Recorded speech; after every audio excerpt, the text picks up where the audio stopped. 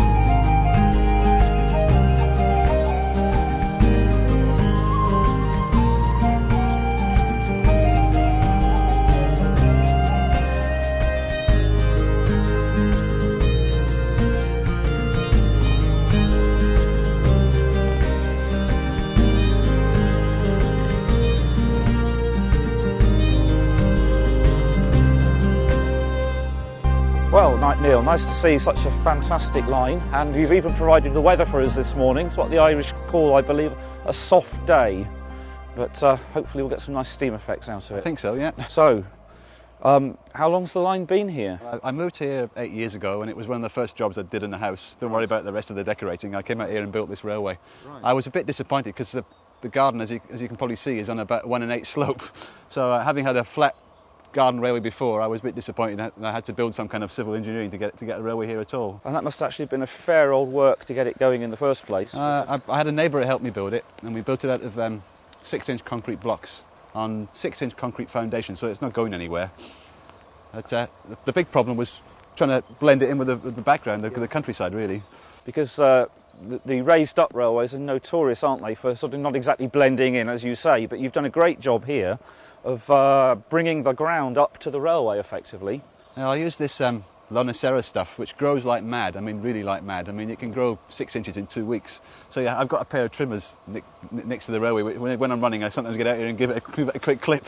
But I like having the high level bit because you get a good view of the trains from the side, you know. And it just goes to show that you know, even with a fairly difficult site, that you can put in a good run. And because you're running manual locos, of course, you wanted to keep it pretty level, didn't you? It's absolutely level as far as I could, yeah. And you've still also managed to get this fantastic moss growth over your track, even though you're on a raised up bed. Well, that's because it's always bloody raining. So tell us a bit about how you got into Irish railways, because it's quite a specialised prototype, isn't it? Well, just because I started modelling railways because I bought a house, it must be nearly 20 years ago in High Wycombe. And when I was clearing out, it was an old house, and when I was clearing out the garden, I found the remains of a garden railway that had been built there back in the 1940s or the 50s. With concrete track beds, there was tunnels, there was a little dock over a pond. It was just fantastic. So I thought, well, I'm going to put a railway back in here again. And because I lived just around the corner from GRS, I went down there and got some LGB track and laid it down. And after a while, I got a bit fed up with the LGB stuff and thought it'd be nice to make my own thing. I love British prototypes. I wanted to model something that was 3-foot gauge because it was appropriate for the track that I had. And the Irish stuff is just fantastic. There's such a variety. There's tram engines, there's mainline engines, there's double track, there's everything, you know. So you can basically model what you like. And towards the end of the Irish railways in the 1950s, like railways like the Cavan and Leitrim, for example, all the stock from other railways were brought there. So you can mix and match different railway stock as well with some historical justification.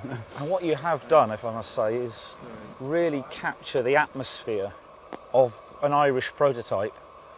And they have that kind of very intangible, that very strong atmosphere, don't they? And you've really got it to a T, I think. Oh, thank you. They're very British, but a little bit different, because there's nothing like it in the mainland in the UK. But they are still very British prototypes, and of course they're real railways, proper railways that carried, same as the Isle of Man, that carried lots of people, lots of freight, and they were, for the years that they survived, the main transport system in the country. So can you tell us a bit more about the station, because that is a long station. I know you had one or two ideas. Well, I just wanted it to look like the sort of pictures you see in the books from 1950s Ireland, with a great big long platform with one person standing on it. You know? Particularly like the railways like the Lough Swilly.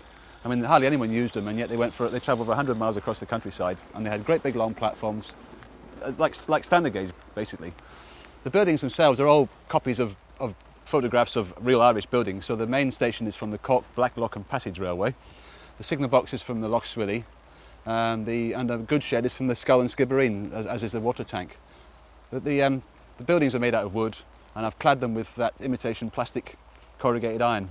I don't know why. I don't really like the idea about using bricks or stone, because it's not real. I mean, if it's real bricks or real stone, fine, but it's not. But it's painted plastic corrugated iron is real corrugated iron in effect, in appearance anyway.